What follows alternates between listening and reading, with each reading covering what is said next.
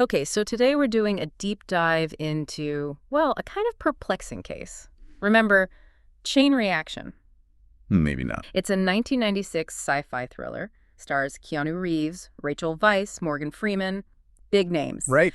But it's so off the radar that apparently even Keanu himself kind of struggled to remember making it. Wow, really? Yeah. So the big question is, what exactly went wrong with this star-studded project? Well, that's our mission for this deep dive, isn't it? We're going to dig into the sources, try and uncover the specifics of why this movie why it bombed. Right, a box office bomb. Yeah.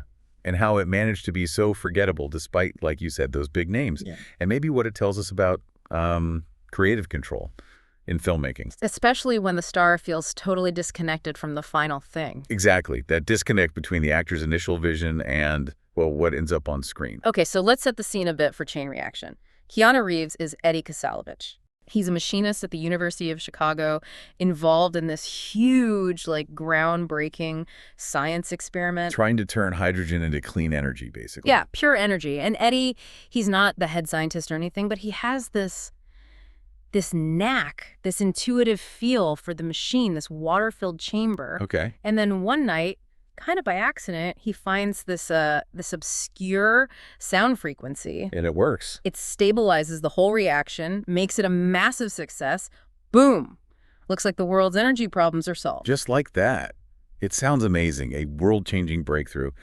But that's where things immediately go sideways, right? Instantly. Because this discovery, it triggers some kind of shadowy cover-up. The chamber gets destroyed in this massive explosion. Yeah. How big was it? Took out 8 city blocks. Huge. Kill scientists, too. And of course, Eddie, our machinist hero, gets framed for all of it. Yep. So he has to go on the run. Right, with Rachel Weisz's character, Lily, who's a physicist, caught up in it, too. And then you've got Morgan Freeman. Yes.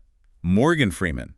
Not the wise mentor figure here, is he? No, definitely not. Turns out he seems to be one of the key figures behind the whole conspiracy, orchestrating things. Okay, so you've got the setup. Classic thriller elements, explosion, innocent man framed, conspiracy, big chase. Totally. It sounds like it should work, but something clearly went wrong between that initial idea and, the finished film. Well, yeah. Yeah. And our sources point pretty directly at the script. Keanu Reeves himself, apparently, admitted years later that it had a lot of problems. Which is interesting because he's known for picking roles based on the character, right? Or the story, not just the paycheck. Exactly. He said he signed on because he really connected with the character of Eddie in the script he first read. Okay, so what was that original Eddie like? Well, according to Keanu, he was much more complex, like an archetypal Hitchcock protagonist. The innocent man caught up in something huge and dangerous, like Cary Grant in North by Northwest. Sort of, yeah. But maybe even darker. This Eddie was apparently a family man, married, had a kid. Oh, really? That's not in the film at all. Not at all. And he was grappling with guilt, research that had caused harm, even death. He was trying to stop it, all while being hunted. Yeah. Much more depth there. Wow, okay. So that raises the big question then. What happened? He signs on for that Eddie. And then, as he apparently put it, when I got there, it was a different movie. Oof. Yeah. The character, the one with all that weight and regret, just vanished. Right before shooting started, apparently. So they rewrote it. Seems like it. That complex character became, in Keanu's words, just a 24-year-old machinist. Huh. Sounds like maybe a classic studio rewrite, making it simpler, more commercial. That's often the rationale, yeah. Yeah. Maybe perceive audience appeal over artistic intent. But the result was, well, Eddie in the final film is just less interesting. More generic. Very generic. Just that sort of steely determination you see in action heroes. Yeah. There wasn't much meat for an actor like Keanu to really dig into. So the character kind of faded into the background, just like the movie itself ended up doing. Pretty much, yeah. So this internal disconnect, this actor feeling the character, changed drastically. How did that translate to the real world, the film's reception, box office? Well, despite having Keanu, Weisz, Freeman, huge stars, even then, it barely made a dent. Really? Yeah, it really underscores how important that creative alignment is, even with stars. The budget was reportedly around $50 million.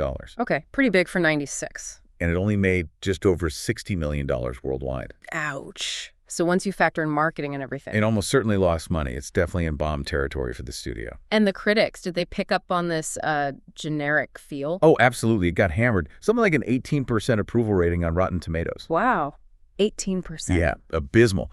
Critics kept using words like generic, formulaic. One source just called it a wholly unremarkable film. So wrapping this up then, this deep dive into chain reaction, it's actually kind of fascinating, isn't it? It really is. It's not just another forgettable action movie. It's this weird window into an actor's, well, maybe frustrating journey through a big Hollywood production. Yeah, Keanu's experience seems pretty revealing. It really makes you think, what does this whole situation say about that constant tension, between creative vision and just commercial pressures in Hollywood? And how much can an actor's first connection to a role, that thing that made them sign on, actually survive the whole filmmaking process? Like a tough question.